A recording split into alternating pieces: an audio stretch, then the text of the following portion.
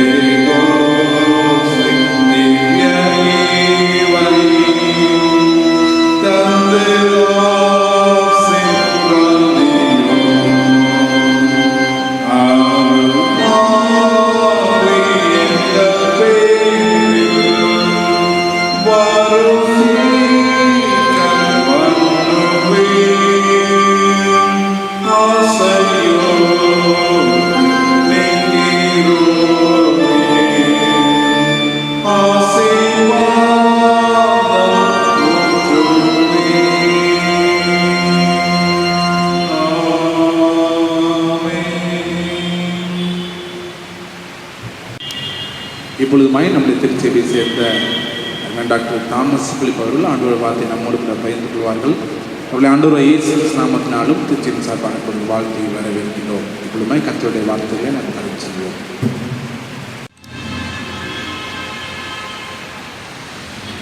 We greet you in the precious name of our Lord and Savior Jesus Christ. ஆண்டவரும் இரட்சகருமாகிய இயேசு கிறிஸ்துவின் வெளியேறப்பெற்ற நாமத்திலே உங்களுக்கு அன்பின் வாழ்த்துக்களை தெரிவித்துக் கொள்கிறோம். Today's Old Testament reading was taken from 1 King chapter 17. இந்த நாளிலே நாம் தியானிக்கும்படியாக பழைய ஏற்பாட்டிலே தெரிந்து கொள்ளப்பட்ட வேத பகுதி ராஜாக்களின் முதலாவது புஸ்தகம் 17வது அதிகாரம். There we heard about Elijah raising the dead boy. இந்த பகுதியிலே எலியா தீர்க்கன் மரித்து போன ஒரு சிறுவனை உயிரோடு எழுப்பிய சம்பவம் அங்கே பதிவிடப்பட்டிருக்கிறது. In the New Testament reading, gospel portion also, we heard about Jesus raising Lazarus. இந்த நாளிலே நற்செய்தி பாடமாக வாசிக்க கேட்ட பகுதியிலும் இயேசு லாசருவை மரித்தோரிலிருந்து உயிர் தெளிந்த சம்பவம் அங்கே பதிவிடப்பட்டிருக்கிறது. Elijah was one of the well-known personalities of the Old Testament. எலியா என்கிற தீர்க்கன் பழைய ஏற்பாட்டு நூலிலே மிகவும் தெரிவு செய்யப்பட்ட முதன்மை பணியாளர்கள் ஒருவனாக கருதப்பட்டான். First he appeared to the king Ahab in the palace. முதலாவது அவன் ஆகாபினுடைய அரண்மனையிலே சென்று அவரை சந்திக்கிறான். Then God sent him into the brook Kerith. அதற்கு பிற்பாடு ஆண்டவர் எலியாவை கேரித் ஆற்றங்கரைக்கு அனுப்பி வைக்கிறார். Then the brook Kerith dried up. God told him, go to the widow at Zarephath's house. அதற்கு பின்பதாக அந்த ஆற்றங்கரையானது கேரித் ஆறு வற்றி போன பிறகு ஆண்டவர் அவனை சாரிபாத் என்கிற ஒரு இடத்தில் இருக்கக்கூடிய விதவையின் இல்லத்திற்கு போகும்படி கட்டளை கொடுக்கிறார். We know the story. The widow was very poor and making the last meal for her and for her son. நாம் அறிந்திருக்கிறபடியாக அந்த சாரிபாத்தில் இருக்கிற விதவையை மிகவும் ஒரு ஏழை விதவையாக இருந்தால் அவளுக்கும் அவளுடைய குழந்தைக்கும் கடைசி உணவை ஆயத்தப்படுத்துகிற சம்பவம் அங்கே காணப்படுகிறது. The story says God provided their needs through Elijah. அந்த சம்பவம் அங்கே நமக்கு சொல்லுகிற காரியம் என்னவென்றால் எலியாவின் மூலமாக கர்த்தர் அந்த குடும்பத்தை போஷித்தார். Later her child died. அதற்கு பின்பாடு அந்த சூழலிலே அந்த குழந்தை மரித்து போகிறான். Then Elijah cried to God and God gave the child again a new life. எலியா ஆண்டவரை நோக்கி விண்ணப்பம் பண்ணின நிமித்தமாக அவனுடைய விண்ணப்பத்தை கேட்டு அந்த குழந்தைக்கு கடவுள் ஆத்மாவை ஜீவனை திருப்பி கொடுக்கிறார். I want to share 4 or 5 thoughts from this portion. இந்த பகுதியிலிருந்து நான் உங்களிடத்தில் 4 அல்லது 5 காரியங்களை தியானிக்க விளைகிறேன். Moving into unknown future is an act of faith. ஒரு விசுவாசத்தினுடைய செயல்பாடு என்பது நம் கண்களுக்கு புலப்படாத எதிர்காலத்தை குறித்த தொலைநோக்கு நகர்வு என்பதை நான் குறிப்பிட விரும்புகிறேன். Sometimes God's plan may be surprising. சில வேளைகளிலே ஆண்டவருடைய திட்டமானது நமக்கு ஆச்சரியமூட்டுவதாக இருக்கும். Difficult to figure it out. அது வெளிப்படுவதற்கு மிகுந்த கடினப்பாடுகள் இருக்கும். Difficult to understand. புரிந்து கொள்வதற்கு மிகவும் கடினப்பாடு இருக்கும். But God, always remember, is a good planner. ஆனால் ஒன்றை நீங்கள் ஞாபகத்தில் வைத்துக் கொள்ளுங்கள், கடவுள் எப்பொழுதும் சரியாக திட்டமிடுகிறவர், நல்ல திட்டமிடக்கூடிய தன்மையுடையவர். God led Elijah to the king Ahab palace. ஆண்டவர் எலியாவை ஆகாபினுடைய அரண்மனைக்கு போக அனுமதித்தார். Then he sent to the brook Kerith. அதற்கு பிற்பாடு அவர் கேரித் ஆற்றங்கரைக்கு எலியாவை அனுப்பி வைத்தார். When the brook dried up, God sent Elijah to the widow's house. அந்த ஆறு வற்றி போன பிறகு மறுபடியும் ஆண்டவர் எலியாவை சாரிபாத்தில் இருக்கக்கூடிய விதவையின் இல்லத்திற்கு அனுப்பி வைக்கிறார். Zarephath, the place was almost 100 miles away from brook Kerith. அந்த சாரிபாத் என்கிற அந்த கிராமம் கேரித் ஆற்றங்கரையிலிருந்து 100 மைல் தொலைவு உள்ளதாகும். And it is outside the Israel. அது இஸ்ரவேல் தேசத்தினுடைய வெளிப்பாகத்தில் இருக்கக்கூடிய ஒரு கிராமமாகும். Unknown future, God told Elijah to go and he went. நம் கண்களுக்கு தெரியாத புலப்படாத ஒரு எதிர்காலத்தை வைத்து கடவுள் எலியாவை நகர்த்துகிறார். Christian journey is a journey of faith. கிறிஸ்தவ பயணம் என்பது அது விசுவாசத்தின் பயணம் என்பதை நாம் நினைவில் கொள்ள வேண்டும். God called Abraham. Then Bible says in Hebrew, Abraham went out without knowing where he was going. ஆண்டவர் ஆபிரகாமை அழைக்கிறார். அப்பொழுது வேதம் திட்டமாய் சொல்லுகிறது, தான் எங்கே போகிறோம் என்பதை அறியாத வண்ணமாகவே ஆபிரகாம் அதை நோக்கி நகர்ந்தான். And Abraham became a great leader, not only for Christians, even to Jews and the Muslims. அது நிமித்தமாகவே ஆபிரகாம் மிகப்பெரிய தலைவனாக கிறிஸ்தவர்களுக்கு மாத்திரமல்ல யூதர்களுக்கும் இஸ்லாம் மதத்தை சார்ந்தவர்களுக்கும் அவன் பெரிய தலைவனாக கருதப்பட்டான். When I look into my own life, நான் என்னுடைய சொந்த வாழ்வை திரும்பி பார்க்கிற பொழுது almost 30 years back, God asked me to leave Kerala and to come to Tamil Nadu. என்னை ஆண்டவர் கேரள மாநிலத்தை விட்டு தமிழ்நாட்டை நோக்கி செல்லும்படியாக 30 ஆண்டுகளுக்கு முன்பாக பணித்தார்.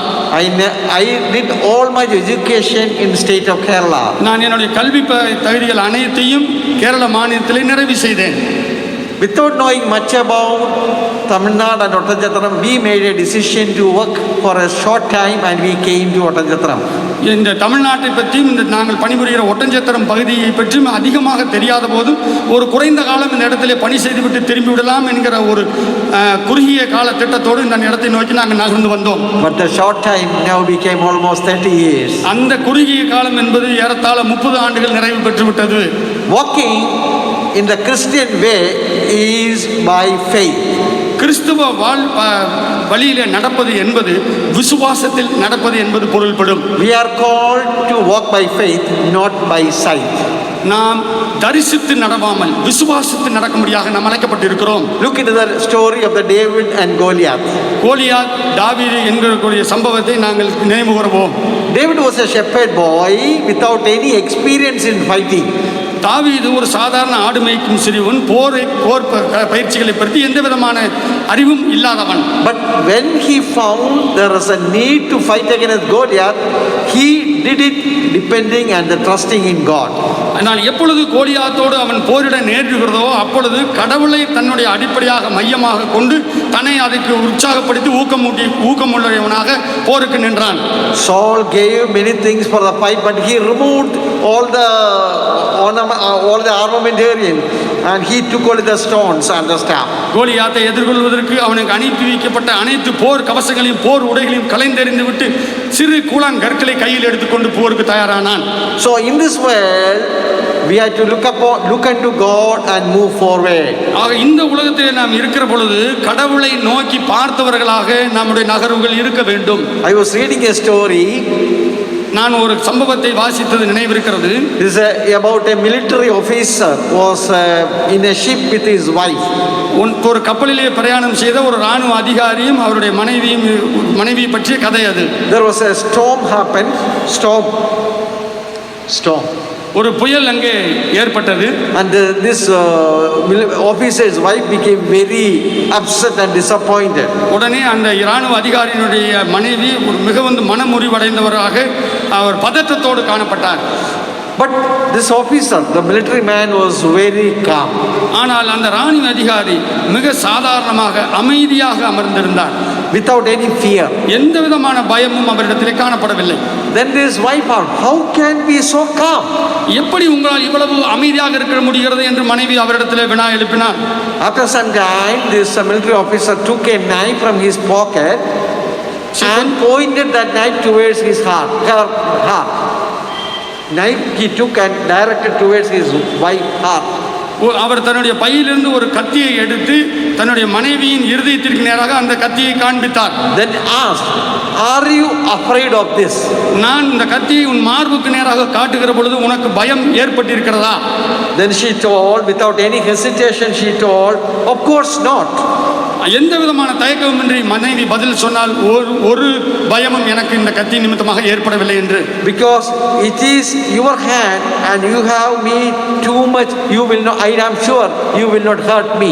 ஏனென்று சொன்னால் அந்த கத்தி இருக்கிறது உங்கள் கையில், நீங்கள் என்னை அந்த விதமான துன்பத்துக்கு ஆளாக்க விட மாட்டீர்கள் என்கிற நம்பிக்கை எனக்கு உண்டு என்று சொன்னார். Then the military officer told him, I know who holds the future. அதே போல உடனடியாக அந்த ராணுவ அதிகாரி பதில் சொன்னார், அதை போலவே என்னுடைய எதிர்காலம் யாருடைய கையில் இருக்கிறது என்பதை நான் அறிந்திருக்கிறேன். Hallelujah. Hallelujah. When the train goes through a tunnel, there may be darkness. ஒருவேளை ஒரு புகை வண்டியானது சுரங்க பாதைக்குள்ளாக மலை குகைகளுக்குள்ளாக கடந்து செல்கிற பொழுது அங்கே ஒரு இருட்டு ஏற்படலாம். There is no need to jump out from the train at that time. ஆனால் அந்த குகைக்குள்ளாக இருட்டுக்குள்ளாக புகை வண்டி செல்கிற பொழுது அங்கிருந்து நாம் குதித்து விட வேண்டியது அவசியம் இல்லை. After some time we can see the world and we can see everything.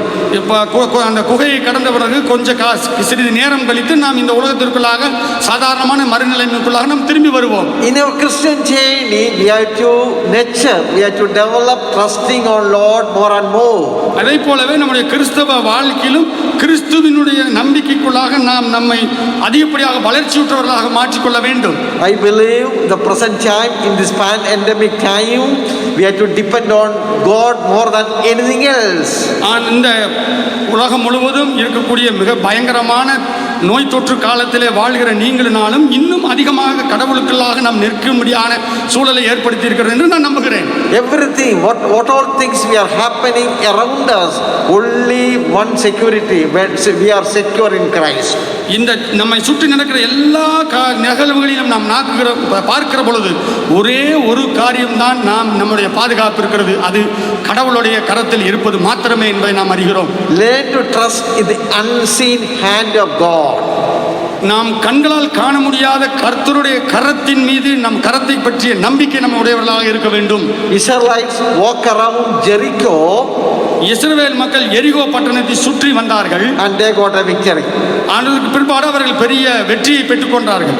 Jericho it says there are two walls, one outer wall and an inner wall. எரியோ என்பது பட்டணம் என்பது இரண்டு கோட்டை சுவர்களால் இருக்கப்பட்டது. உள்பக்கமும் வெளிப்பக்கம் இரண்டு மதில் சுவர்களால் கட்டப்பட்டிருக்கிறது. 30 feet high. 30 அடி உயரத்திற்கு அந்த கோட்டை சுவர் இருக்கும். And the outer one is 6 feet width and the inside is 12 feet width. அதனுடைய வெளிப்புற கோட்டை சுவர் 6 அடி அகலமுள்ளதாக இருக்கும். அதனுடைய உள்புற கோட்டை சுவர் 12 அடி அகலமுள்ள கோட்டை சுவராக இருக்கும். But Israelites trusted God and walk around and they got a victory. ஆனால் இஸ்ரவேல் மக்கள் கடவுள் மீது நம்பிக்கை கொண்டவர்களாக அந்த கோட்டையை சுற்றி நடந்து வந்தார்கள், வெற்றியை பெற்றுக்கொண்டார்கள். But you think about the Titanic, when it made, people thought, the engineers thought it will never sink.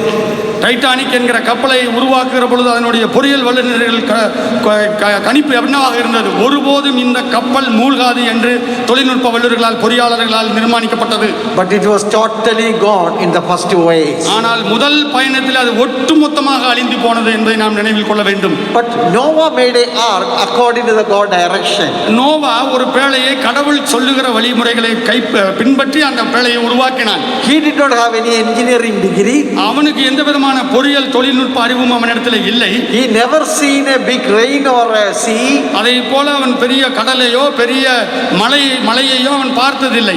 But he trusted God's word. ஆனால் அவன் கர்த்தருடைய வார்த்தையின் மேல் நம்பிக்கையுடையவனாக இருந்தான். We have to grow in trusting God more and more. நாம் கர்த்தருடைய வார்த்தையிலே இன்னும் அதிகமாக வளர்வதிலே நாம் உறுதியுடையவர்களாக இருக்க வேண்டும். The second thought I want to share is obedience brings blessings. இரண்டாவது காரியம் நான் உங்களிடத்தில் பகிர விரும்புவது, கீழ்ப்படிதல் என்பது ஒரு வெற்றியை நமக்கு கொண்டு வருகிறது. Elijah obeyed God's directions. எலியா கர்த்தருடைய வார்த்தையின்படி எல்லாம் கீழ்ப்படிந்து நடந்தான். But what I want to stress is the widow's obedience. அதை போலவே நான் இங்கே என்ன குறிப்பிடுகிறேன் என்று சொன்னால், அந்த சாரிபாத் விதவையினுடைய கீழ்ப்படிதலை நான் குறிப்பிட விரும்புகிறேன். When Elijah reached widow's house, Elijah asked for a little water. எலியா அந்த விதவையை சந்தித்த பொழுது கொஞ்சம் குடிப்பதற்கு தண்ணீர் வேண்டும் என்று கேட்டுக்கொண்டான். Then she was willing to get the water. Elijah asked for a piece of bread. அப்பொழுது அவள் தண்ணீர் கொண்டு வர செல்லுகிற பொழுது ஒரு சிறிய அப்பமும் எனக்கு சுட்டு கொண்டு வா என்று வினவினான். And the story says, அந்த சம்பவம் சொல்லுகிறது, for the jar of flour was not dried up and not used up, and the jar of oil did not run dry. அவர்கள் இருந்த காலம் முழுவதும் பஞ்சகாலம் இல்லதாம். அந்த கலசத்தில் எண்ணெய் குறையவும் இல்லை, அந்த பாத்திரத்தில் மாவு தீரவில்லை என்று அந்த சம்பவத்தில் எழுதப்பட்டிருக்கிறது. She was preparing for her last meal. அந்த விதவையானவள் தன்னுடைய கடைசி உணவுக்கு ஆயத்தம் பண்ணுவதற்கு அளவாகத்தான் அந்த மாவும் எண்ணெயும் இருந்தது. My dear friends, human extremity is God's opportunity. எனக்கு அருமையான சிநேகிதர்களே, மனிதனுடைய உச்சபட்சம் என்பது கடவுளுடைய காரியத்தில் மிகவும் சொற்பமாக சிறியதாக காணப்படுகிறது. When we think there is no one to help, God is willing to help you. நாம் நமக்கு உதவி செய்ய ஒருவரும் இல்லை என்று நினைக்கிற பொழுது கர்த்தர் நமக்கு உதவி செய்ய சித்தமுள்ளவராக இருக்கிறார். God want to bless his people. ஆண்டவர் தன்னுடைய ஜனங்களை ஆசீர்வதிப்பதிலே மிகவும் பிரியமுள்ளவராக இருக்கிறார். But one thing is we have to obey God. அதில் ஒரு காரியம் என்னவென்று சொன்னால், நாம் கடவுளுக்கு கீழ்ப்படிய வேண்டும். When you say about obedience means immediate obedience. அங்கே கீழ்ப்படிதல் என்று நாம் சொல்லுகிற பொழுது, கீழ்ப்படிதல் என்பது உடனடி கீழ்ப்படிதலை பொருள் கொள்ள வேண்டும். Obey for the small things and the major things. Small things and the major thing. Obey. கீழ்ப்படிதல் என்பது சிறிய காரியமோ அல்லது பெரிய காரியமோ அல்ல. கீழ்ப்படிதல் என்பது எல்லாவற்றிலும் கீழ்ப்படிதல் என்பதை புரிந்து கொள்ள வேண்டும். And a continuous obedience. அது தொடர்ந்து நிகழ்வுற செயல்பாடாக கீழ்ப்படிதலாக இருக்க வேண்டும். So full obedience means immediate obedience, obedience in the small and major things, as well as continuous obedience. முற்றிலும் கீழ்ப்படிதல் என்பது அது தொடர்ந்து கீழ்ப்படிதலுக்குரியதாகும். சிறிய காரியமானாலும் பெரிய காரியமானாலும் கீழ்ப்படிதலாக இருக்கும், உடனடியாக கீழ்ப்படிதலாகவும் இருக்க வேண்டும். When God told Abraham to take Isaac, Bible says the next day early morning Abraham took Isaac and went to the Mount Moriah. ஆண்டவர் ஆபிரகாமுக்கு உன் மகனை கூட்டிக் கொண்டு புறப்பட்டு வா என்று சொன்ன நாளிலே அடுத்த நாள் அதிகாலமே அவன் இருட்டோടെ தன் மகனை கூட்டிக் கொண்டு ஈசாக்கை கூட்டிக் கொண்டு புறப்பட்டான் என்று மோரியா மலைக்கு புறப்பட்டான் என்று சொல்லி வேதம் சொல்லுகிறது. It shows immediate obedience. அது ஆபிரகாமினுடைய உடனடி கீழ்ப்படிதலை நமக்கு காண்பிக்கிறது. Here when Elijah asked for a water, small thing, widow was willing.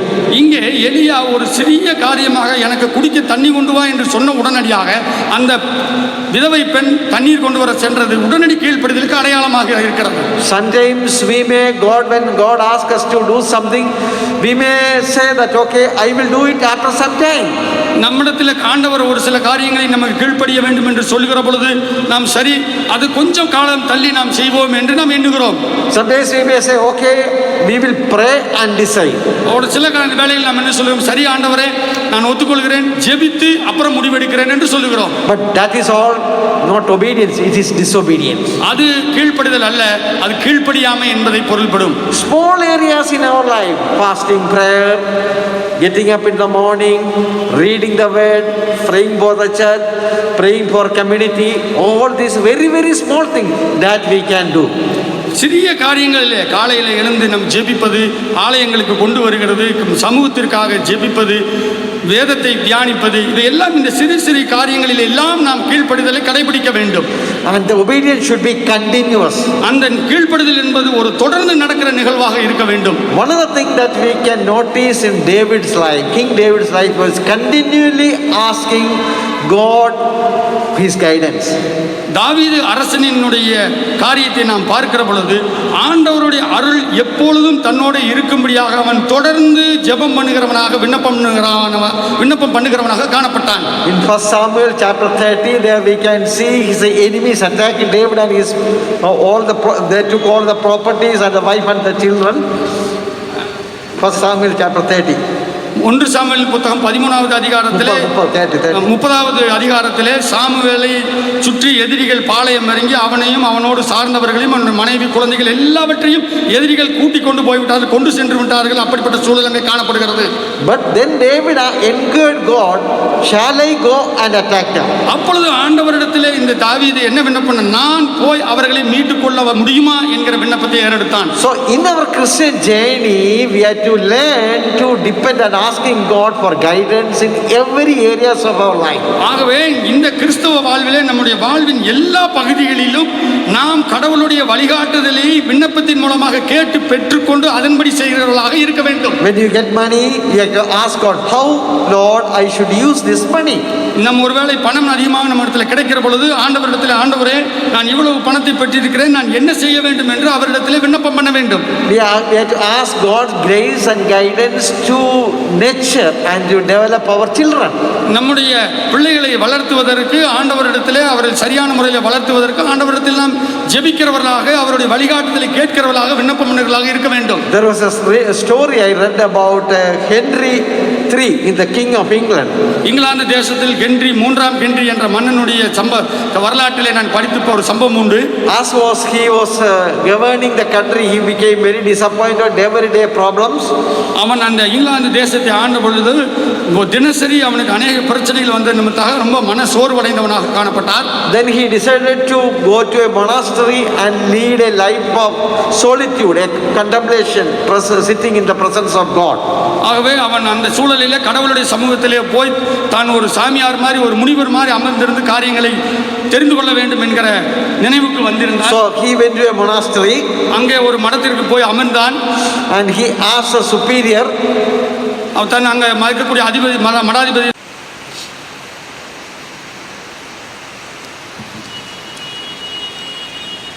there's a story told about King Henry III.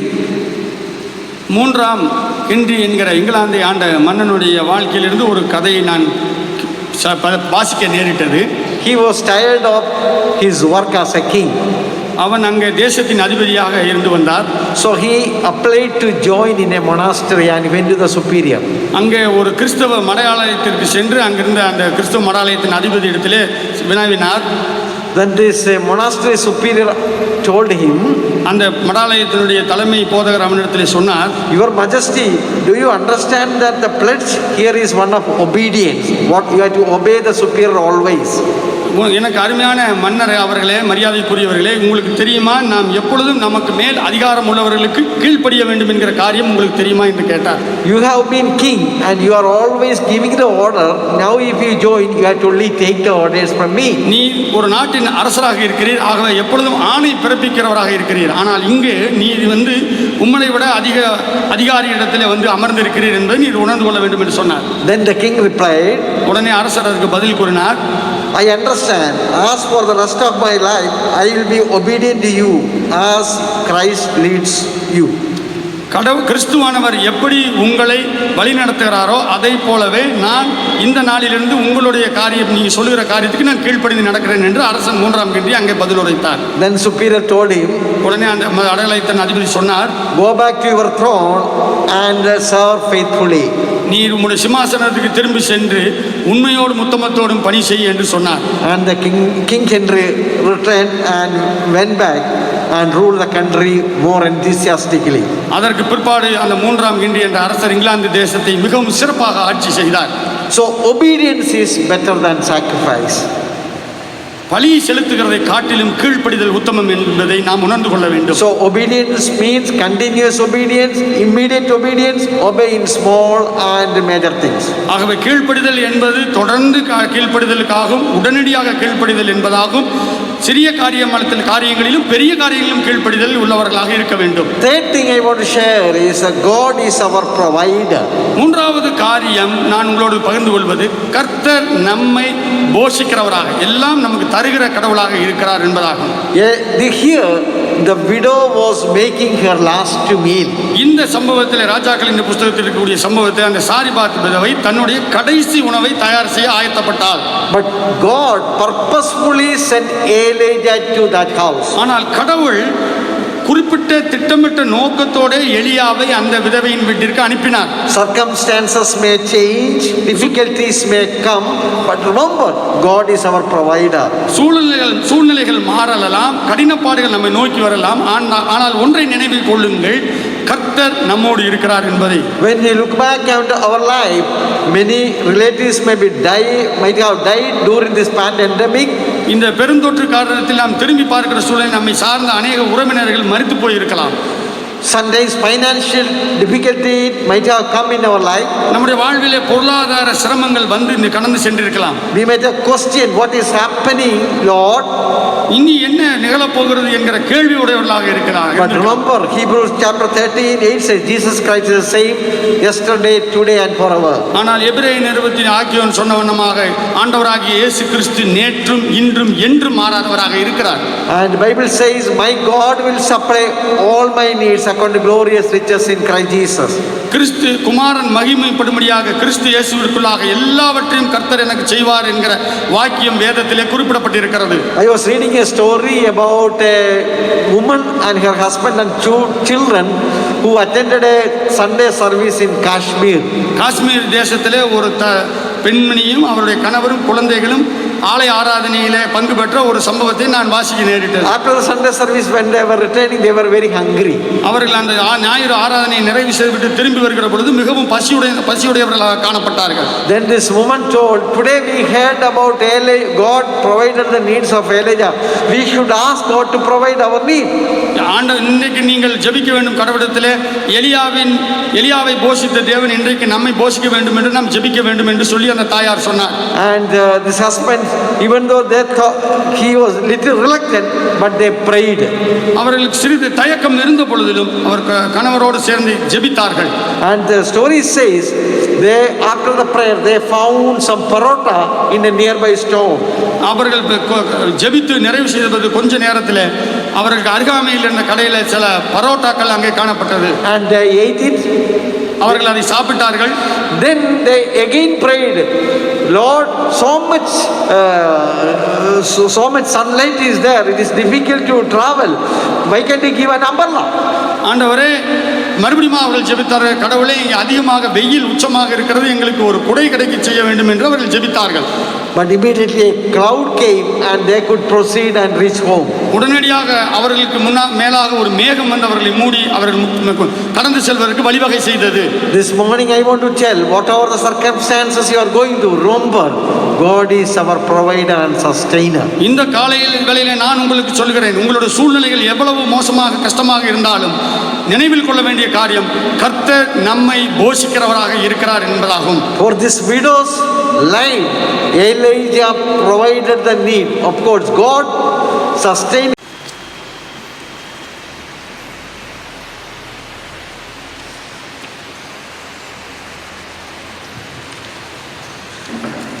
God is our life giver. அடுத்ததாக நான் உங்களுக்கு சிந்தனைக்கு கொண்டு வருவது, கடவுள் நமக்கு வாழ்வு தருகிற ஆண்டவராக இருக்கிறார். Here suddenly another unexpected calamity came to the little household. Calamity happened to this house, one calamity, tragedy. This house, a widow's house. அடுத்ததாக அந்த விதவையினுடைய இல்லத்திலே ஒரு பெரிய பேரிடர் நிகழ்வு ஏற்பட்டதை நாம் பார்க்கிறோம். The boy in the house fell sick. அந்த விதவையினுடைய குமாரன் அங்கே வியாதி படுக்கையிலே படுக்கிறான். Bible says he grew worse and worse and finally stopped breathing. அவன் நாளுக்கு நாள் அவனுடைய சுவாசத்தை குறைந்து வருவதாக அங்கே வேதம் சொல்லுகிறது நமக்கு. And she was filled with a bitterness towards God and Elijah. அந்த விதவை பெண்ணானவள் ஆண்டவர் மீதும் எலியா மீதும் கசப்பு உணர்வு கொண்டவளாக காணப்பட்டாள். We will read the verses from verse 19 to 21. அங்கே 1 ராஜாக்களின் புத்தகம் 17வது அதிகாரம் 19வது வசனத்திலிருந்து 21வது வசனத்து வரைக்கும் நாம் வாசிக்க கேட்போம். அதற்கு அவள், உன் குமாரன் என்னிடத்தில் தா என்று சொல்லி அவனை அவள் மடியிலிருந்து எடுத்து தான் தங்கியிருக்கிற மேல் வீட்டிலே அவனை கொண்டு போய் தன் கட்டிலின் மேல் வைத்து, என் தேவனாகிய கர்த்தாவே, நான் தங்கியிருக்க இடம் கொடுத்த இந்த விதவையின் மகனை சாக பண்ணினதினால் அவளுக்கு துக்கத்தை வருவித்தீரோ என்று கர்த்தரை நோக்கி கூப்பிட்டு அந்த பிள்ளையின் மேல் 3 தரம் குப்புற விழுந்து, என் தேவனாகிய கர்த்தாவே, இந்த பிள்ளையின் ஆத்துமா அவனுக்கு திரும்பி வர பண்ணும் என்று கர்த்தரை நோக்கி விண்ணப்பம் பண்ணினான். He took the boy's body and retired to his room. He went to his room. அந்த பிள்ளை குமாரனையினுடைய இறந்த சடலத்தை எடுத்துக்கொண்டு மேல் வீட்டில் இருக்கக்கூடிய அறைக்கு கடந்து சென்றான். He prayed earnestly to God. கடவுளிடத்திலே மிகவும் வருந்தி வேண்டிக் கொண்டான். He took matter to God. இந்த அவனுக்கு ஏற்பட்ட இந்த காரியத்தை கடவுளிடத்திலே கொண்டு சென்றான் எலியா. And the prophet's prayer of faith brought immediate result. அந்த தீர்க்கதரிசியினுடைய விசுவாசம் உள்ள ஜெபம் உடனடியாக பதிலை பெற முடிந்தது. God restored the life of the child. கடவுள் அந்த பிள்ளையின் ஜீவனை திரும்பி வர பண்ணினார். This was the first ever case of receiving life after death. மரணத்திற்கு பிற்பாடு உயிர் பெற்றடைந்த முதல் காரியம்தான் இதுதான் என்று இங்கே குறிப்பிடலாம். Elijah sustained widow's life.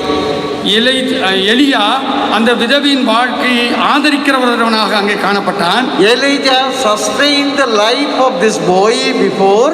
அதற்கு முன்பாக அந்த குழந்தையின் மரணத்திற்கு முன்பாக எலியா அந்த பையனை பராமரிக்கிறவனாக தாங்குகிறவனாக காணப்பட்டான். Now we can see God gave the boy's life again. திரும்பவுமாக ஆண்டவர் அந்த பிள்ளைக்கு ஜீவனை கொடுத்தார் என்பதை நாம் அங்கே பார்க்கிறோம். Jesus Christ is doing the same thing for you and me. இயேசு கிறிஸ்துவும் உங்களுக்காகவும் எனக்காகவும் இதே காரியத்தை செய்திருக்கிறார். Jesus Christ can meet all our needs. இயேசு கிறிஸ்து நம்முடைய எல்லா தேவைகளையும் சந்திக்கிறவராக இருக்கிறார். But he is the one who could say, I am the life and the resurrection. ஆனால் அவர் ஒருவர் மாத்திரமே இப்படியாக சொல்ல முடியும், நானே உயிர்த்தெழுதலும் ஜீவனுமா இருக்கிறேன் என்று சொல்ல முடியும். John's Gospel chapter 11 25 and 26 says, I am the resurrection and the life. He who believes in me will live even though he dies. Whoever lives and believes in me never die. யோவான் எழுதின சுவிசேஷம் 11வது அதிகாரத்தில் இப்படியாக சொல்லப்பட்டிருக்கிறது, நானே உயிர்த்தெழுதலும் ஜீவனுமாய் இருக்கிறேன், என்னை விசுவாசிக்கிறவன் ஒரு காலம் மரிப்பதில்லை. அப்படி என்று அங்கே எழுதப்பட்டிருக்கிறது. So Elijah laid himself upon the child face to face. எலியா அந்த குழந்தையின் மேல் முகத்தோடு முகம் வைத்தவனாக படுத்தான். So identified himself completely with the boy. தன்னை அந்த குழந்தையோடு முகமுகமாக அடையாளப்படுத்திக் கொண்டான். Similarly, our Lord himself came down to identify himself with us. அதைப் போலவே குமாரனாகிய கிறிஸ்துவும் இந்த உலகத்திலே ஜென்மித்து நம்மிடத்திலே முகமுகமாக நம் பார்த்து அடையாளப்படுத்திக் கொள்ளும்படியாக இந்த உலகத்திற்கு வந்தார். Ephesians chapter 2:1 says, we were dead in trespasses and sins. Ephesians 2:1. எபேசியர்கள் என்ற நிருபத்திலே ஆக்கியோன் இப்படியாக 2வது அதிகாரம் 1ஆம் வசனம் 1ஆம் வசனத்திலே சொல்லப்பட்டிருக்கிறது, we were dead in trespasses and sins. நாம் பாவத்திலே விருந்து மரித்தவர்களாக இருக்கிறோம் என்று, பாவத்திலே கடந்து செல்கிறவர்களாக இருக்கிறோம் என்று எழுதப்பட்டிருக்கிறது. But Jesus Christ came down from heaven to identify himself for us. ஆனால் ஆண்டவராய் இயேசு கிறிஸ்து பரலோகத்திலிருந்து இங்கே இறங்கி வந்து நம்மை மீட்டெடுக்கிறவராக இங்கே வந்திருக்கிறார். Christ Jesus, who knew no sin, was made sin for us. இயேசுவானவர் சொல்லுகிறார், எந்த பாவமும் பாவமாக நமக்கு சொல்லப்படவில்லை. Stay to 2 Corinthians கொரிந்தியர்களின் 2வது நிருபம் 5:21. 5வது அதிகாரம் 21வது வசனம் இப்படியாக சொல்கிறது, நாம் அவருக்குள் தேவனுடைய நீதியாகும்படிக்கு பாவம் அறியாத அவரை நமக்காக பாவமாக்கினார் என்று எழுதியிருக்கிறது. He knew no sin was made sin for us. அங்கே பாவம் அறியாத அவரை நமக்காக பாவமாக்கப்பட்டார் கிறிஸ்து என்று எழுதப்பட்டிருக்கிறது. On the Calvary he took our place. கல்வாரியிலே அவர் நம்முடைய பாவங்களை எடுத்துக்கொண்டார். He died for our iniquities and transgressions. நம்முடைய காரியங்களுக்காக, நாம் செய்த ஆக்கினைகளுக்காக அவர் அங்கே மரித்து போனார். He shed his blood in order to give a new life for each one of us. நாம் ஒவ்வொருவருக்கும் ஒரு புதிய ஜீவனை கொடுப்பதற்காக அங்கே அவர் கல்வாரியிலே இரத்தத்தை சிந்தினார். This is the glorious truth of gospel. இதுதான் நற்செய்தியினுடைய ஒரு மிகப்பெரிய மகிமையுள்ள செய்தியாகும். This truth should become a reality in our life. இந்த உண்மையானது நம்முடைய வாழ்க்கையின் நிஜமாக அர்த்தமுள்ளதாக மாற வேண்டும். When we hear about the death happening around us in this world, remember there is resurrection, there is a life after death. நாம் இந்த சுற்றி நடக்கிற இந்த மரணத்தின் காரியங்களெல்லாம், மரணத்தையெல்லாம் பார்க்கிற பொழுது நாம் நினைவு கொள்ள வேண்டிய காரியம், நம்முடைய மரணத்திற்கு பின்பதாக உயிர்த்தெழுதல் என்பது உண்டு என்பதை நாம் விசுவாசிக்க வேண்டும். Our life on this earth is temporary. இந்த பூலோகத்தில் நம்முடைய வாழ்வு தற்காலிகமானது. We are citizens of heaven. நாம் பரலோகத்தின் குழந்தைகளாக இருக்கிறோம். One day we are going to live with our Christ permanently. நாம் ஒரு நாளிலே நம்முடைய ஆண்டவராகிய இயேசு கிறிஸ்துவோடு அங்கே ஜீவிக்க போகிறோம். Christ Jesus is the life giver. ஆண்டவராகிய இயேசு கிறிஸ்து நமக்கு ஜீவனை கொடுக்கிறவர். So we have to prepare ourselves to meet the Lord. ஆகவே நாம் அந்த கடவுளை சந்திப்பதற்கு நம்மை ஆயத்தப்படுத்திக் கொள்ள வேண்டும். And finally I want to tell, each one of us is important in the eyes of God. கடைசியாக நான் உங்களிடத்தில் சொல்லுகிற ஒரு காரியம், ஆண்டவருடைய பார்வையில் நாம் எல்லோரும் மிகவும் முக்கியத்துவம் வாய்ந்தவர்கள். God sent Elijah to this poor widow's house at Zarephath. சாரிபாத்தில் இருக்கக்கூடிய அந்த ஏழை விதவையினிடத்திற்கு எலியாவை கடவுள் அனுப்பி வைத்தார். God did not send Elijah to a big bungalow, to a rich person's house. ஆண்டவர் எலியாவை ஒரு பெரிய பங்களாவிற்கோ அல்லது பணக்காரர்களுடைய இல்லத்திற்கோ அனுப்பவில்லை. It means each one of us, whatever the background we are important in the eyes of God. அதனுடைய பொருள் என்னவென்று சொன்னால், நாம் நம்முடைய பின்னணியங்கள் என்னவாக இருந்தாலும் பரவாயில்லை, கடவுளுடைய பார்வையிலே நாம் அனைவருமே விசேஷித்தவர்களாக இருக்கிறோம். Understanding that we are children of God is a great privilege. நம் ஒன்றை புரிந்து கொள்ள வேண்டும், ஆண்டவருடைய பிள்ளைகள் என்பதே நமக்கு மிகப்பெரிய பாக்கியம், சலாக்கியம் என்பதை உணர வேண்டும். Bible says, I am the salt and the light of the earth. நானே இந்த பூமியிலே உயிர்த்தலும் ஜீவனுமாய் இருக்கிறேன் என்று. I am the salt and the light. நானே இந்த உலகத்திற்கு ஒளியும் உப்பாக இருக்கிறேன் என்று சொல்லி இருக்கிறது. You are a branch of the true vine. நீங்கள் திராட்சை செடியில் இருக்கக்கூடிய கொடிகளாக இருக்கிறீர்கள். I have been chosen and appointed by God. We are selected by God. நாம் கடவுளால் தெரிந்தெடுக்கப்பட்ட, தெரிவு செய்யப்பட்ட மக்களாக இருக்கிறோம். So we are special in the eyes of God. ஆகவே நாம் கடவுளுடைய பார்வையிலே விசேஷித்தவர்களாக இருக்கிறோம். Do not be disappointed by what is happening around us. நம்மை சுற்றி இப்படி நடக்கிற நிகழ்வுகளின் நிமித்தமாக நாம் மனம் சோர்வடைய வேண்டிய அவசியம் இல்லை. We are special people of God. நாம் கர்த்தருக்கென்று விசேஷித்த ஜனங்கள். We are chosen by God. நாம் கடவுளால் தெரிவு செய்யப்பட்ட மக்கள். We are separated for God. அவருக்காக தனியாக பிரித்தெடுக்கப்பட்ட மக்கள். There is a life after death. நாம் மரணத்திற்கு பின்பாடு ஒரு வாழ்க்கை இருக்கிறது. Even though we go through the difficulties and the trials of this life, there is a life permanently eternally with the Christ Jesus. இப்படிப்பட்ட இந்த உலகத்திலே போராட்டமான உபத்திரவங்களுக்குள்ளான சோதனைக்கு உட்பட்டதான வாழ்க்கையிலே கடந்து செல்கிற பொழுது நமக்கு மரணத்திற்கு முன்பதாக ஒரு நித்தியமான மகிழ்வான ஒரு வாழ்வு ஆண்டவரோடு இருக்கிறது என்பதை நாம் நினைவில் கொள்ள வேண்டும். This glorious hope will help us to face the trouble and the struggles of this life. This glorious truth will help us to face the trials. இந்த விசேஷித்த ஒரு மகிமையுள்ள ஒரு உண்மையானது ஆண்டவருக்குள்ளாக நாம் இன்னும் கடந்து செல்வதற்கு, இந்த உபத்திரவங்களை தாங்கிக் கொள்வதற்கு வழிவகை செய்வதாக இருக்கிறது. So I shared 5 thoughts with you. ஆகவே நான் இதுவரை உங்களோடு 5 காரியங்களை பகிர்ந்து கொண்டேன்.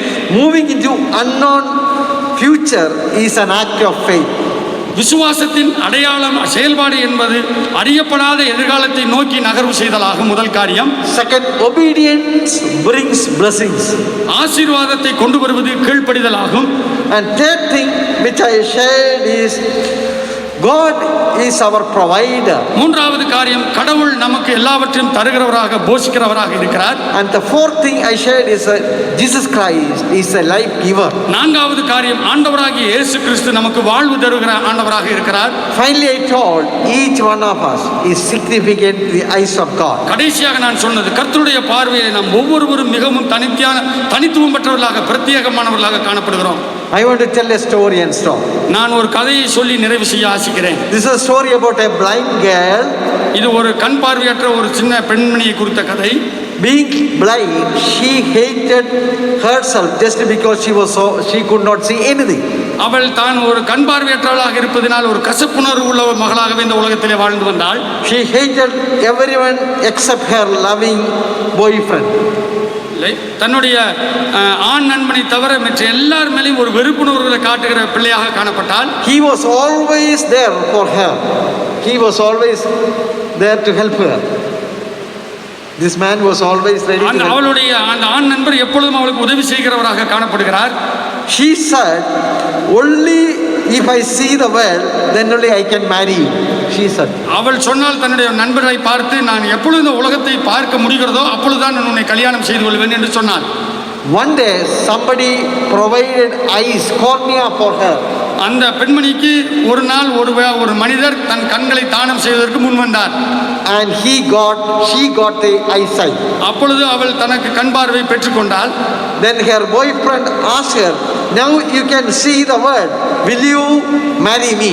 அப்பொழுது அவருடைய ஆண் நண்பர் அவளை பார்த்து கேட்டார், இப்பொழுது நீ உலகத்தை பார்க்கிறாய், இப்பொழுது நீ என்னை திருமணம் செய்து கொள்வாயா என்று கேள்வி கேட்டான். Then the girl was shocked when he saw that the boyfriend was blind. அப்பொழுது அந்த பெண்மணி தன்னுடைய ஆண் நண்பரை பார்த்த பொழுது அவன் கண் பார்வையற்றவனாக இருப்பதை பார்த்து அதிர்ச்சியுற்றாள். Then her boyfriend walked away in tears and later wrote a letter to say, just take care of my eyes, dear. அப்பொழுது அந்த ஆண் நண்பர் அந்த இடத்தை விட்டு மிகவும் கண்ணீரோடு கடந்து சென்றார். என்று சொன்னால் அவர்தான் அந்த கண்ணை அந்த பெண்மணிக்கு தானம் செய்தவர். And he told, take care of my eyes. அப்பொழுது அந்த பெண்ணிடத்தில் இந்த ஆண் நண்பர் சொன்னார், என்னுடைய கண்களை நீ கவனமாக பாதுகாத்துக்கொள் என்று சொல்லிவிட்டு சென்றார். My dear friends, எனக்கு அருமையான சிநேகிதர்களே, in this world the best thing is to live for the Lord. இந்த உலகத்தில் நாம் வாழ்கிற காலங்களிலே செய்ய வேண்டிய சிறப்பான காரியம் கடவுளுக்கென்று வாழ்வதாகும்.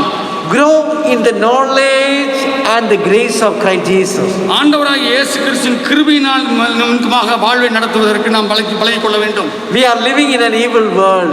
நாம் இந்த தீங்கு நிறைந்த தீமையான உலகத்திலே வசித்து வருகிறோம். There we are called to lead a holy life. இந்த சூழலிலும் நாம் ஒரு பரிசுத்தமான வாழ்வு வாழ அழைக்கப்பட்டிருக்கிறோம். A life pleasing to God. அந்த வாழ்வு கடவுளை பிரியப்படுத்துகிறதாக இருக்க வேண்டும். Knowing him personally and understanding him personally and walking very closely with him and intimately with him.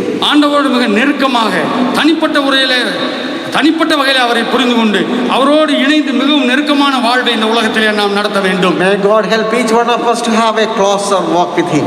நம்முடைய ஆண்டவராகிய கர்த்தர் உங்களுக்கு கிருபை செய்வாராக, இன்னும் இணக்கமாக அவரோடு இணைந்து வாழ்வு நடத்துவதற்கு. May God bless you all. ஆண்டவர் உங்களை ஆசீர்வதிப்பாராக.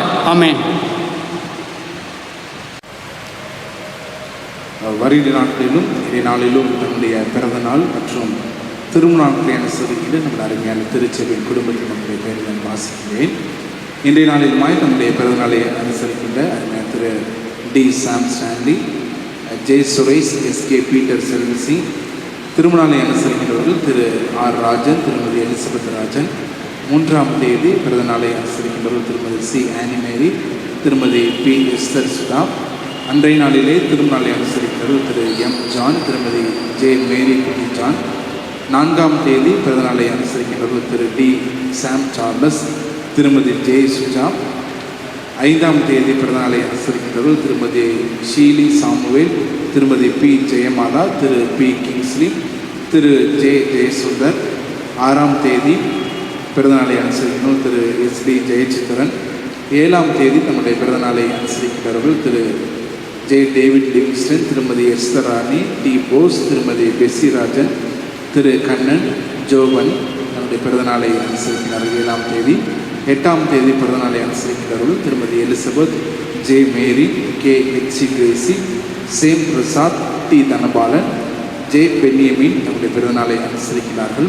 அன்றைய நாளிலே தங்களுடைய திருநாளை அனுசரிக்கின்ற திரு ஆர் ஜோசப் தர்மராஜ், திருமதி ஜே தமிழ்ச்செல்வி. ஆண்டவர் இயேசு சாமத்தினால் அன்பு கூட வாழ்த்துகின்றோம். உங்களுக்கு என்ன ஆசீர்வாதமே ஒரு பாட்டை நாங்கள் பார்ப்போம். ஜீவன் சுகம் பலன் யாவுக்கும் சோத்ரம், தினம் தினம் அருள் நன்மைக்காகவும் சோத்ரம், ஆவலுடன் சோத்ரம், உனது அன்பினுக்கே சோத்ரம் மனேசா.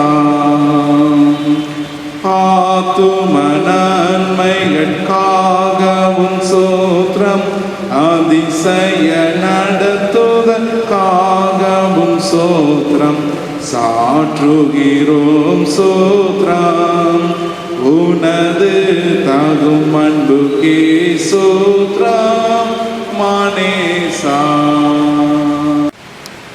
ஜெபம் செய்வோம்.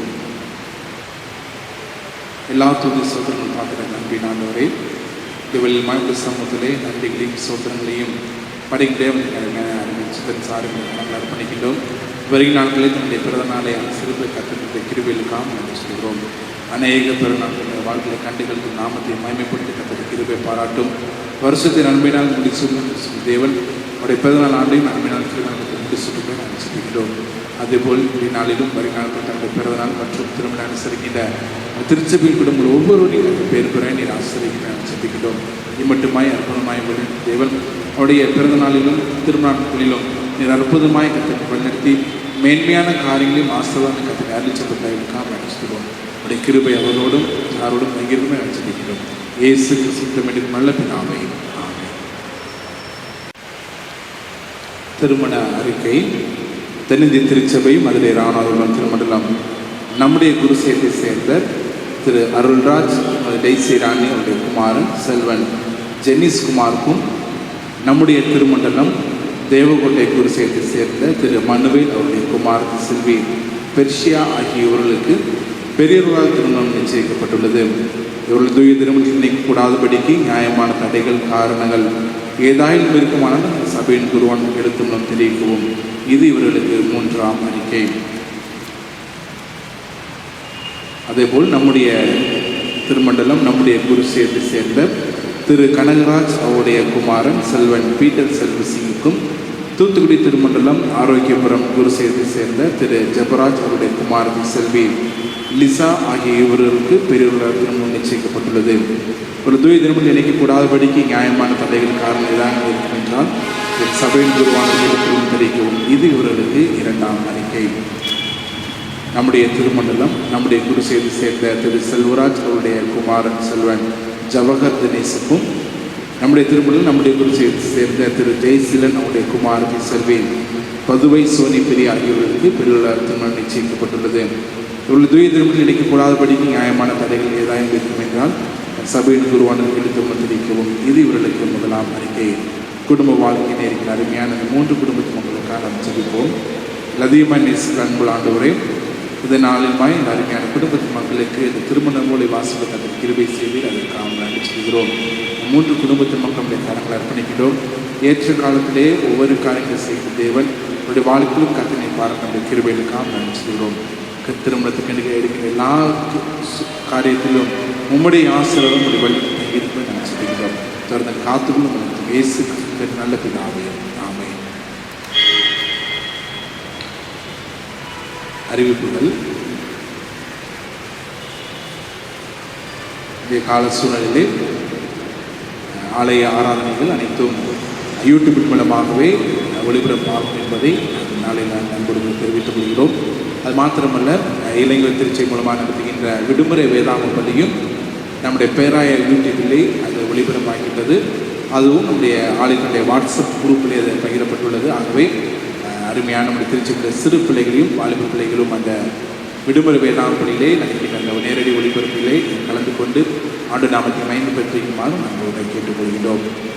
வருகின்ற நாட்களிலிருந்து திங்கட்கிழமையிலிருந்து சனிக்கிழமை வரையும் ஒவ்வொரு நாளும் ஆலயம் திறந்து தான் இருக்கும். காலை 9 மணி முதல் மதியம் 12:30 மணி வரையும், மீண்டுமாக மாலை 5:30 மணியிலிருந்து 7:30 மணி வரையும் ஆலயம் திறந்திருக்கும். ஆகவே வந்து நீங்கள் ஜெபிக்கிறவர்கள் சமூக தனிநபர் இடையிலே விட்டு நீங்கள் வந்து ஜெபித்துக் கொள்ளலாம். அது மாத்திரமல்ல, ஆலய ஆராதனைகள் ஆலயத்தில் நடைபெறாது. இப்படிப்பட்ட சூழ்நிலையிலே கர்த்தர் கொடுத்த ஆசீர்வாதங்களை நாம் ஆண்டவருக்கு நாம் படைக்க வேண்டும். ஆகவே ஆலயத்தில் 2 உண்டிகள் வைக்கப்பட்டிருக்கும். ஒன்று தசமபாக உண்டியல், மற்றொன்று காணிக்கை உண்டியல். ஆகவே ஒவ்வொரு மாதமும் நாம் படைக்கின்ற ஆண்டவருக்கு என்று நாம் படைக்கின்ற தசமபாகத்தை ஆண்டவருடைய ஆலயத்தில் வந்து ஜெபம் பண்ணி அந்த உண்டியலை நீங்கள் படைக்குமாறு கேட்டுக்கொள்கிறோம். எங்கள் ஆலயத்தில் நாங்கள் இருப்போம். ஆகவே தனி ஜெபம் வேண்டும் என்றவர்களும் அணுகலாம். அதுபோல் காணிக்கை உண்டியலும் இருக்கும். ஆகவே ஜெபித்து ஆண்டவர் நாம் மகிமைப்படுத்தி ஆண்டவர் கொடுத்த ஆசீர்வாதங்களை அவருடைய நாம் மகிமைக்கிட்டு நீங்கள் அவருக்கு நீங்கள் படைக்குமாறும் அன்போடு கேட்டுக்கொள்கின்றோம். ஆகவே அது மாத்திரமல்ல, நம்முடைய இந்திய அரசாங்கம் சொல்லப்பட்ட பிரகாரமாக 18 வயதுக்கு மேற்பட்ட ஒவ்வொருவரும் அந்த கொரோனா வேக்சினை போட்டுக்கொள்ள வேண்டும் என்று சொல்லியிருக்கிறார்கள். அது பிரகாரமாக திருச்சி நீங்கள் யாவரும் இந்த வேக்சினை நீங்கள் செலுத்துமாறு ஒரு முறை அவங்களை கேட்டுக்கொள்கிறோம். இருக்கிற இடங்களிலே உங்களை நீங்கள் காத்துக்கொண்டு ஆண்டோட சமயத்தில் காத்திருந்து இன்னமாக அந்த கொரோனாவிலே பாதிக்கப்பட்ட ஒவ்வொரு குடும்பத்து மக்களுக்காகவும் குடும்பங்கள் இழந்தவர்களுக்காகவும் நீங்கள் ஜெபித்துக் கொள்ளுமாறும் உங்களை கேட்டுக்கொள்கிறோம். கர்த்தராமே ஒவ்வொருவரையும் ஆண்டவரை ஆசீர்வதித்து அற்புதமாய் நேர்த்தியாய் கண்ணின் கண்மணி போல் ஆண்டவரை கேட்டுக்கொள்கிறார்கள். ஜெபம் செய்வோம். நேற்று மீண்டும் என்று மாறாக நன்றி ஆண்டவரே, நாங்கள் துதிக்கிறோம் ஆண்டவரை விசுவாசிக்கிறோம். மே மாதத்திலும் ஆண்டவரே இந்த 2021ஆம் ஆண்டிலும் இந்த 5வது மாதத்துக்குள்ளாக நுழைவதற்கு இந்த வாழ்க்கையை கர்த்தர் பாராட்டின நம்முடைய கிருபைகளுக்காகவும் இரக்கத்திற்காகவும் நினைச்சிருக்கிறோம். ஆண்டவரே, இந்த உலகம் போய்கொண்டிருக்கிற சூழ்நிலை அறிந்து கொண்டிருக்கிறோம். ஆண்டவரே, ஏனென்று சொல்லி கேள்வி கேட்டாலும் அதற்கு பதில் எங்கள் வாழ்க்கையில் கிடைக்காது என்பதை நாங்கள் அறிந்திருக்கின்றோம். ஆனாலும் ஆண்டவரே, நாங்கள் இன்னும் உண்மை நாங்கள் புரிந்து கொள்வதற்கும் அந்த விசுவாசத்தில் நாங்கள் நிலைத்திருப்பதற்கு கர்த்தர் ஒவ்வொரு கர்த்தர் பலப்படுத்துவதை நாங்கள் சிந்திக்கிறோம். ஆண்டவரே, நாளிலுமாய் இந்த தேசம் முழுவதுமாய் ஆண்டவரே இந்த 2வது கொரோனா அலை என்று சொல்லி ஆண்டவரே அநேக மக்கள் ஆண்டவரை பாதிக்கப்பட்டிருந்த காரியங்கள் நாங்கள் பார்க்கக்கூடாக நாங்கள் ஒவ்வொரு நாள் நாங்கள் பார்த்து கொண்டிருக்கின்றோம். குடும்பங்கள் இழந்த மக்களுக்காக நாங்கள் ஜெபிக்கின்றோம். மருத்துவமனையிலே ஆண்டவரை உயிருக்கு போராடி கொண்டிருப்பதற்காக நாங்கள் ஜெபிக்கின்றோம். ஆண்டவரே, ஏற்ற உதவியையும் ஆதரவையும் கட்டளையில் அருள் சென்று நாங்கள் ஜெபிக்கின்றோம்.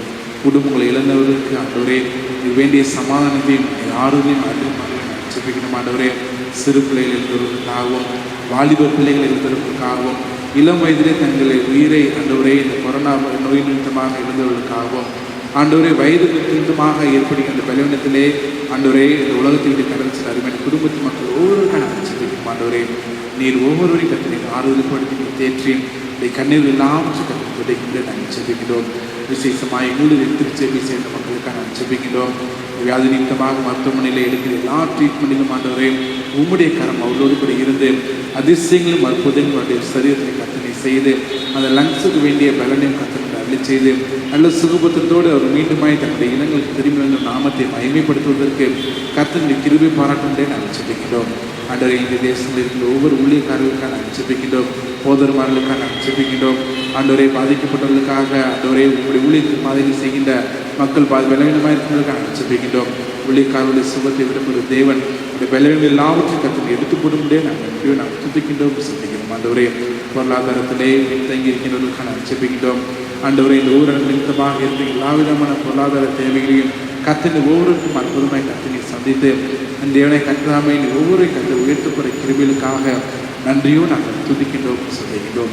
இந்த நாளில் நாங்கள் கேட்ட செய்தி உங்கள் கரங்களை அர்ப்பணிக்கிறோம். ஆண்டவரே, விசுவாசம் நாங்கள் எப்படி இருக்க வேண்டும், அந்த கீழ்ப்படுதலிலே நாங்கள் எப்படி இருக்க வேண்டும் என்று சொல்லி உங்களுடைய வார்த்தை எங்களோடு கூட பகிர்ந்து பெற அருமை டாக்டர் கத்தனை ஆசீர்வதியும். இந்த மருத்துவ பணியிலும் இந்த ஊழியத்தின் பாதையிலும் உங்களுடைய கரம் அவளோடு கூட இருக்கட்டும்.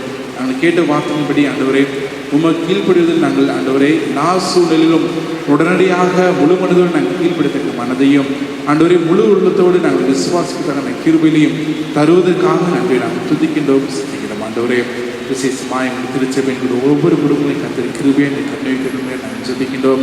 ஆண்டவர் எந்த விதமான கொள்ளை நோய்களும் எந்த விதமான பலவீனங்களும் வராதபடிக்கு கண்ணின் கண்மணி போல ஒவ்வொரு காத்துக்கொள்ளப்படுற தயவுக்காக நன்றியோடு நாங்கள் துதிக்கின்றோம் சொல்லியிருந்தோம். ஆண்டவரே ரத்த கொட்டைகளாக நீ கூடி மறைத்துக் கொள்ளும். இந்த மாதத்திலே கர்த்தர் நீர் கொடுத்த வாக்குத்தத்திற்காக நன்றி சொல்லிக்கிறோம். ஆண்டவரே சங்கீத புஸ்தகம் 87 அதிகாரம் 12ஆம் வசனத்தின் பிரகாரமாக கண்மொழியில் தேறினாலும் என்னை திருப்தியாக என்று சொன்ன வாக்குத்தத்திற்காக நன்றி சொல்லிக்கிறோம். ஆண்டவரே அப்படிப்பட்ட வாக்குத்தங்களை நாங்களும் எங்களுடைய வாழ்க்கையை சோதனை கொள்வதற்கு உம்முடைய சமூகத்தை நாங்கள் காத்திருந்து உமக்கு உடைய வார்த்தைகளை கேட்டு அன்று செவி கொடுத்து அதன்படி நடக்கத்தக்க அந்த பலனையும் நீரைகளை தருவதற்காக நாங்கள் நாம் துதிக்கிறோம் சொல்லிக்கிறோம். ஆண்டவரே வரும் நாட்களிலே கைது செய்த வியாபாரத்திலும் ஆண்டவரே மருத்துவத்துறை பணியிலும் ஆசிரியத்துறை பணியிலும் ஆண்டவரே ஒவ்வொரு மற்ற துறை பணியிலும் இருக்கின்ற எங்கள் திருச்செய்திகள் ஒவ்வொருவரையும் கத்தர் கண்ணின் கண்மணி போல நிற்கத்தில் பாதுகாத்து முறை நாங்கள் ஜெபிக்கின்றோம். இரத்த கொட்டைகளாக கூடி மறைத்துக் கொள்ளும். ஆண்டவரே கர்த்தரை விண்ணப்பத்தையும் என் சத்தத்தை கேட்டார் நான் ஆக்கியால் இன்னும் அவள் அன்புக்குறேன் சங்கீதக்காரன் சொன்னது போல உங்களுடைய திருச்செவி மக்களுடைய ஆழத்தில் வந்து கிடைக்கிற எல்லா விண்ணப்பத்திற்கும் அவருடைய சத்தத்தில் கத்தினை செவி கொடுத்து அவருடைய வாழ்க்கையில கத்தினை செய்யப்பட்ட மகத்தான காரியங்களுக்காக நன்றி நான் துதிக்கிறோம் சொல்லிக்கிறோம். ஆண்டவரே இஸ்ரவேலே நீ பயப்படாதே கலங்காது திகாதே நானும் தேவன் என்று சொன்ன தேவன் எங்களுடைய திருச்செவி மக்களுக்கும் இன்றைய கத்தர் எல்லா விதமான பயங்களையும் திகிலையும் எடுத்து போட்டு நீர் அவர்களுக்கு ஆண்டவரே உற்ற துணையாக இருந்து நீர் அவர்களுக்காக நீ யுத்தம் பண்ணப்படுற கிருபைகளுக்காக சொல்லுகிறோம். வரும் நாட்களிலே திருமணத்துக்கென்று ஏற்பாடு செய்து இருக்கின்ற குடும்பத்து மக்களுடைய கரங்கள் அர்ப்பணிக்கின்றோம். எடுக்கின்ற எல்லா காரியங்களும் உடைய கரம் அவளோடு கூட தங்கியிருக்கின்றோம். ஆண்டவரே ஒவ்வொரு காரியம் கர்த்தரை ஆசீர்வதிக்கும் நாங்கள் ஜெபிக்கின்றோம். ஆலய கட்டுமான பணிகளுடைய கரங்கள் அர்ப்பணிக்கின்றோம். எல்லா காரியங்களும் முடிப்பது கர்த்தர் கிருபை செய்திருக்கின்றேன். இன்னும் சிறிய வேலைகள் நாங்கள் சீக்கிரமாக முடித்து உங்கள் நாமத்தை நாங்கள் இன்னும் மகிமைப்படுத்த கர்த்தர் கிருபை பாராட்டே நாங்கள் ஜெபிக்கின்றோம். வருகிற நாட்களில் திருச்சி மக்கள் அப்படி ஆலயத்தில் வந்து தங்களுடைய வாழ்க்கையிலே ஆண்டவர் கொடுத்த ஆசிரமம் தசமாய் காணிக்க படிக்கும் பொழுதும் ஆண்டவரை சோத்திர கணக்கில் படிக்கும் பொழுதும் இந்த சமூகத்திலே வந்து இன்றைக்கு எல்லா விண்ணப்பம் கத்தனை செவி கொடுத்து என்ன நோக்கத்தோடு இந்த நாளிலே வந்து படிக்கின்ற அனைத்து காரியங்களையும் இந்த வாழ்க்கையில் கத்த நிறைவேற்றப்பட கிருபைகளுக்காக நடிச்சுகிறோம். யூடியூப் மூலமாக இப்படிப்பட்ட ஆராதனை நடத்த கத்த கிருபை செய்து அதற்காக நடிச்சுகிறோம். தொடர்ந்து உங்களுடைய நாமத்தை நாங்கள் இன்னும் மகிமைப்படுத்துவதற்கும் எங்களுடைய தேசத்திற்காகவும் அநேக மக்களுக்காக நாங்கள் முழங்காலையில் இருந்து எங்கள் வீடுகளை நாங்கள் ஜெபிப்பதற்கும் எங்கள் முழங்காலைகளை கத்தனை பலப்படுத்தும் நாங்கள் ஜெபிக்கிறோம். உடைய கரங்களிலே எங்கள் தாழ்த்துகிறோம். மீண்டுமாய் நாங்கள் அற்புதங்களை கத்தனை பொருட்படுத்திக் கொள்ளும். துதி கனமை விளையாட்டும் சந்திக்கிறோம். இயேசு கிறிஸ்து வேண்டுகிறோம் நல்ல பிதாவே ஆமென். தேவனுடைய தயவுள்ள கிருபைக்கும் பராமரிக்கும் அர்ப்பணிப்போம். நம்முடைய ஆண்டவராகிய இயேசு கிறிஸ்துவின் கிருபையும் பிதாவாகிய தேவனுடன் பரிசனைக்கிறோம் நம் அனைவரோடு மீண்டும் சதா நாட்களிலும் நிலைத்திருப்பதாக.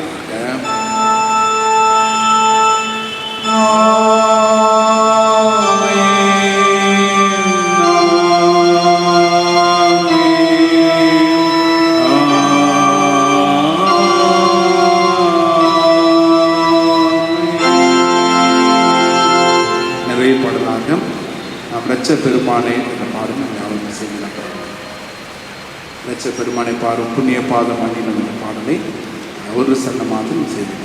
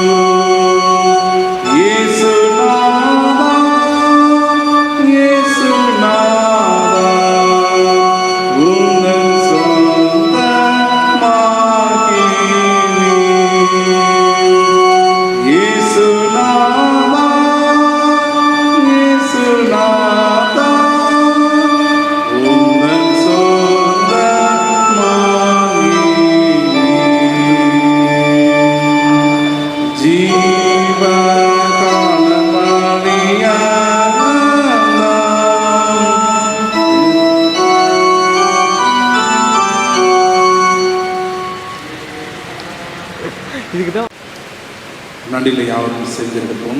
நாத்மாவே கத்தரை சோத்தரியும் என் முழுவதுமே ஒரு நாமத்தை சோத்தரியும் நாத்மாவே கத்தரை சோத்தரியும் கத்து நன்மைகளை மறாதே. ஆமே. கத்தர் உங்களோடு இருப்பாராக. அவர் ஆவியோடு கொடுப்பாராக. சமாந்தரே நாம் கடந்து செல்வோம். கர்த்தருடைய நாமத்தினாலே ஆமென். கர்த்தர் தாமே ஒவ்வொருவரையும் ஆசீர்வதித்து வருவாராக.